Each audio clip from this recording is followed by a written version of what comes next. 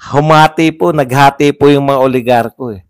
At saka po yung media, nakita nyo naman na marami pong media yung sumuporta rin talaga sa People Power 1 ito. Hindi ko po sinasabi na ito ay mauuwi sa katulad ng karanasan ng People Power 1 and 2. Hindi po, no? Ang sinasabi ko po sa inyo, yung dynamics po nito, no? Ito po kakaiba kasi talagang people. Alam nyo po, nagkukusa. Wala po talaga yung mga puwersa na o eto, mga organisado, hindi po. Doon na sila eh. Ng mga nating lahat, buong mundo po, no? Ang naki-celebrate. Pero hindi po celebration eh, di ba? Sama-sama po. Buong mundo naki-prayer rally, no? Ito po, siguro kung may matatawag na totoong people power, ito po yun, no? People power na lahat po ng parte ng daigdig ay kusa po. Pasensya na po kayo kung wala ako doon sa action. Actually, naroon ako sa action eh. Pero mamaya kukwento natin bakit ako napunta rito sa bahay. Alam niyo po, grabe no. Hindi ko po nakita ito. Naranasan natin yung People Power 1. Ang bilis ng pangyayari, no? Within 3 days. Tapos wala na. Ito po. Kumbaga, tapos lalo na po yung People Power 2. Naroon ako eh. Taong-tao na ako noon eh. May trabaho na po ako noon. Galing po ako sa trabaho ko. Nagdala ako ng mga t-shirt, damit, kako. Ilang araw man to abutin. Meron po na lumipat po sila yung mga taga Mindiola. Lumipat po ng naroon po sila ngayon sa Liwasang Bonifacio. Yan. Lumipat po sila. Ano nga eh, no? Buti pa nga siguro kung narito na lang ako at nagbabalita na nakatutok pa tayo sa lahat, alam pa natin. Kasi worldwide po, no? Worldwide. Maraming salamat muna dito sa nagpakapeke ko. Galing po ako ng Paco. Umikot po ako actually. Mamaya po ako kwento natin yan. Yung akin munang ano, no? Akin muna pong mga reaction, ano po yung pagkakaiba, no? Ito po, people talaga, no? People, wala po rito yung mga pagdududahan nyo pa yung ano eh, yung People Power 1 and 2 kasi laganap ano po, ang laki po ng impluwensya noon ng simbahan, di ba? Very active po yung simbahang Katoliko through Cardinal Sin, both the two People Power. Talagang yung mga, alam niyo yun, yung cardinal mismo na nanawagan na pumunta rito, di ba? May epekto po yung kasi may automatic hierarchy yan eh. Yung mga manang, yan yung mga una. Tapos, nakita rin po natin yung mga oligarko kasama rin sa People Power 1 and 2. Doon na sila. At saka karamihan po ng dumadalo, ngayon, karamihan po ng dumadalo, yung tinatawag po nating unorganized. Wala po talaga pumupunta sa venue nang wala pong hindi po kabilang sa anumang organisasyon. Nabalitaan nila sa vlogger nila na dito magtitipon-tipon, pumunta sila doon. Nabalitaan nila sa kanilang mga ini-specify ko po sa vlogger po nila nababalitaan, hindi po sa media. No? Ang dami po talaga. Tapos pag nakita nyo po yung mga tao, no? Pag nakita nyo po yung mga tao na talagang yung ramdam mo yung init. On a personal note po, kanina po, no? Kanya-kanya, ito po yung real talk po, no? Ito po yung kanya-kanya pero ang ganda na resulta. Alam niyo yun? Wala po talagang kinikilalang leader. Ang kinikilala po ng lahat na leader, si Duterte. Ibig mo sabihin, si Sara Duterte at mga Duterte pa ang nagplano ng mga rally na yan? Hindi po. Kanya-kanya. Yung Mindiola po, wala po talaga yan. Yun pong, sa mga nakaka-appreciate po ng jacket, ito po ay binigay sa atin ni Ma'am Edna Lynn Moncroft. Maraming salamat po.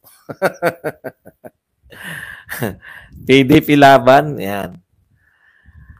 Okay. Ito po, beyond logic eh. No? Hindi po siya, wala po sa script. No? Wala po sa script ito.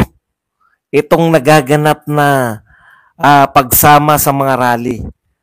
Hindi po to plenano sa talagang pinag-isipan o mga leader o leaders forum o ganun-ganun. Wala po. Alam nila kailangan nating i-celebrate yung birthday ni Tatay Digong. Kinakailangan nating magpakita ng puwersa na mahal natin siya. Alam niyo po, kung si Tatay Digong po, makikita niya lahat. Siguro maikukwento sa kanya ng mga dalaw. Pero kung pwede pong maipakita sa kanya yung mga video ng lahat ng kaganapan na to para i-celebrate yung kanyang birthday, siguro wala pong tao. Kahit po yung pinakasikat na mga presidente o mga hari, no? Siguro hindi nyo naiisip to before natin pag-usapan. Wala pong nag-celebrate worldwide ng birthday ng sino mang leader. Leader na buhay, leader na patay, dating leader, kasalukuyang leader. Never. Wala pa lang pong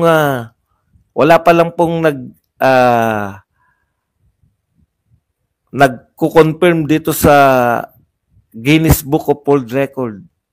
Baka pag pinag-Guinness Book of World Record po natin to, talagang maitala po to sa kasaysayan. Never before na may nag-birthday celebration na isang leader ng isang bansa na worldwide. No? Worldwide po talaga. As in worldwide. Grabe. Achievement.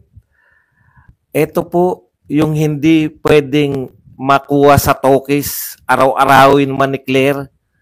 Araw-arawin man ni Claire yung pag-talkies. Hindi po nila makukuha to. Never. No? Uulitin ko lang yung sinabi ni Baste. BBM, you will never be loved. Tama ba yung walang leader noon, no?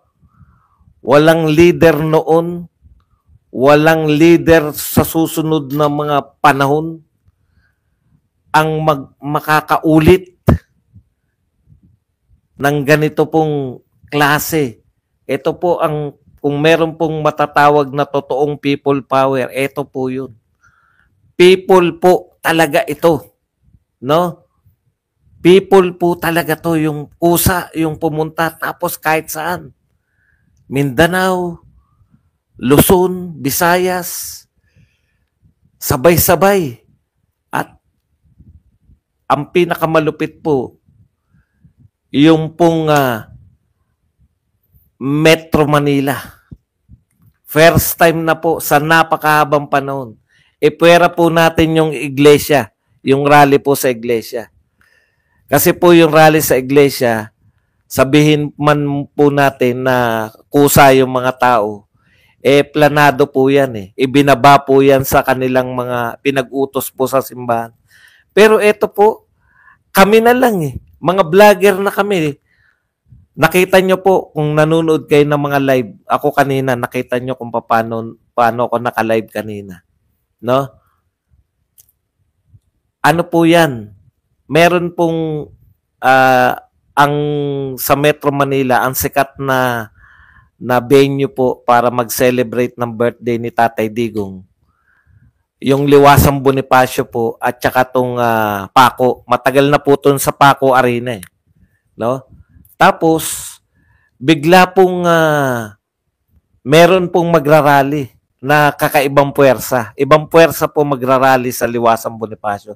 Alam niyo po yung ginagawa nila, yung taktika nila noon nung sa mga maisog na hinaharangan nila, no?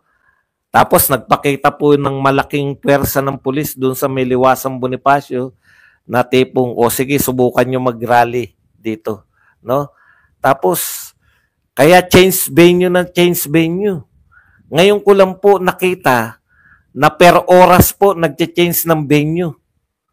Sabi ko, eto magtatapat po ako sa inyo kasi miyembro po ako nung mga GC. Hindi po ako yung sinabit lang ba ako. Nakikita ko po, ano na tayo diyan? Halimbawa po, etong diyan sa may tabi ng City Hall. So doon ako una nagpunta kako, sakto to pagkatapos o matatapos tong program rito, magsisimula naman yung program doon sa Paco. Makakadalawang attend ako, no? Makakadalawang attend ako ng Putya nung sinasabi, teka muna, magmamarcha tayo papunta ng Plaza Miranda. Sabi ko, wala na to. Hindi na to, hindi na makatotohanan to. Pwede mo bang iutos kagad na magmamarcha, tapos pupunta mga tao sa Plaza Miranda? Malamang to sa Paco. Ganun yung mentalidad ko eh. Kain muna ako ng lunch. Para lang po magkaroon kayo ng ideya kung ano po yung naganap ngayon. Wala pa po yung Mindiola na yan. Hindi pa po napag-uusapan. Naintindihan po ninyo? Meron grupo na papunta lang doon. Tapos ako, kumain ako sa SM. Paglabas ko, tara na, hanap tayo kung saan man sila. Ikutan natin. Baka nasa Liwasang Bonifacio kasi Liwasang Bonifacio daw eh. Baka atin din yun. Ang iniisip ko, meron ba naman mag-celebrate ng birthday ni Tatay Digong? Baka nagkaroon lang sila ng misunderstanding. Putya, paglabas namin sa SM, eto na yung caravan. Ang ingay, ang bibilis. Yung bilis na palusob eh. Anak, sundan mo yan. Tapos nagdo-Duterte lang ako dun sa bintana. Alam niyo po, yung mga taong nakatayo lang, pag sinagawan mo ng Duterte, sasagot po sila ng Duterte. Ganun po ang pagtanggap sa Duterte. Ibasuran nyo na yung mga resulta ng survey. Wala na po yan. No? Yung mga survey na yan. Inyo na yung survey nyo. Amin yung mga tao. Inyo yung survey. Kay Duterte yung mga tao. Sa totoo lang. Hindi po, eto pong jacket na to ay PDP laban. Ganito po yung sinusuot. Sinusuot po ito ng mga kandidato. Okay. Tapos po, sunod kami na sunod. Nakarating po kami. Live po yun ang dami pong jammer. Sa buong Maynila, alam na nila eh. Ayaw nila makalive yung mga vlogger eh. Ang dami pong jammer na ginawa nila. Talagang putol-putol ka. Pagdating po, ay, Mindiola to. Sabi ko sa anak ko, anak, Mindiola to. Kaya lang, dahil konti pa lang to, malamang mapapalayas ng pulis dahil ang daming pulis. Nakita ko dumaan talaga kami ron eh. Hindi ka pwedeng tumambay dito, anak. Kasi yung sasakyan eh. Sige, diretso ka na. Diretso na tayo sa Paco. Doon man na lang ako atid. Alam po ninyo yung sa Paco, punong-puno po. Sabi ko, maliit na naman ang venue. Sa Hong Kong, punong-puno, maliit ang venue. Awas ang tao, ang daming tao sa labas. Sa Paco Arena, bakit ako lumabas? Kahit marami, alam nyo po, kung gaano karami yung tao sa loob, na puno na po, tayuan na po. Tayuan na po yung arena, Paco Arena. Pagbaba ko po, alam niyo po kung bakit ako lumabas? Sabi ko, hindi dito ang aksyon. Ngayon lang ako nakaranas na yung pinuntahan kong venue. Pakinggan niyo po to Ang mga venue po, barely, di ba? Mapuno lang, tapos inaangguluhan ko lang para hindi makita yung mga patsi-patsi. Pero ito po, ang bilis po, no? Punong-puno po yung Paco Arena. Kaya lang, nagugurgur. Hindi ko po alam kung ang gurguran po per vlogger. Kasi nagtataka ko habang wala pang tao, ganda pa ng, siyempre mauuna ka dun, vlogger ka eh. Maganda pa yung reception mo eh. Pag marami na, hindi ko po alam kung nag-aagawan na kayo sa signal, pero hindi dapat eh, di ba? Anyways, yung kwento ko po na to, ngayon lang po ako, punong-puno po yung venue, pero alam ko pong may nagaganap sa Mindiola eh. Alam ko po na nagaganap sa Mindiola. Ngayon lang po ako naka-attend na punong-puno po yung venue, pero yung utak ko, dapat wala ko rito eh. Dapat naroon ako eh. Tuloy ko lang po yung kwento rin, no? Sa isang iglap po, ngayon lang po ako nakakita ng rally na kinonvert po yung isang rally na wag na kayo dyan. Diretso na tayo lahat doon sa may Plaza Miranda. Plaza Miranda na. Tapos may dumiretso po sa Mindiola. Sumunod lang, nagsunuran lang po sa mga maiingay na nagkakaraban. Meron na po sa Mindiola agad. Tapos puntahan na po yung mga tao. Ibang klase po to. Ngayon lang po ako nakarinig na yung mga tao kusa talaga. People power po talaga to. Ito po talaga yung power of the people, no? Maaring hindi po to magresulta ng kung ano, pero nakatanim na po sa puso natin na ang mga tao talaga ayaw na nila no nagaganap. Real talk po tayo. Ang mga tao po ayaw na nila to. Itong lahat na nangyayari na to, ayaw na nila. No? Ayaw nila nung ginawa kaya kahit na magdadaldal araw-araw, kahit magdadaldal ng paliwanag araw-araw itong si Claire, si Auntie Claire, wala na po to, no? Ibang klase. Ngayon po tinignan ko kasi siyempre napagod po tayo. Ang hirap pong bumiyahe. Yung papunta wala akong problema, nakasasakyan, pero yung pabalik ako na lang. Ang hirap pong kaya po hindi ako natuloy na sa kasi ang bigat pala ng backpack ko. Kung pupunta ako sa Mindiola magkahablutan, huli ako dahil sa backpack ko eh. Kaya sabi ko, habulin ko na lang sa magla-live ako, habulin ko. Wala, yung binayahe ko po talagang hirap na hirap ang akin tuhod. Anyways, nakatulog ako sa madaling salita, nakita natin yung sitwasyon pangkalahatan. Balik ko rin sa pako. Ngayon lang po ako na punong-puno po yung venue. Masaya po ang tao, sumisigaw ng Duterte. Pero sabi ko, dapat wala ako dito eh. Dapat naroon ako sa Mindiola eh. Tinangka ko po magpunta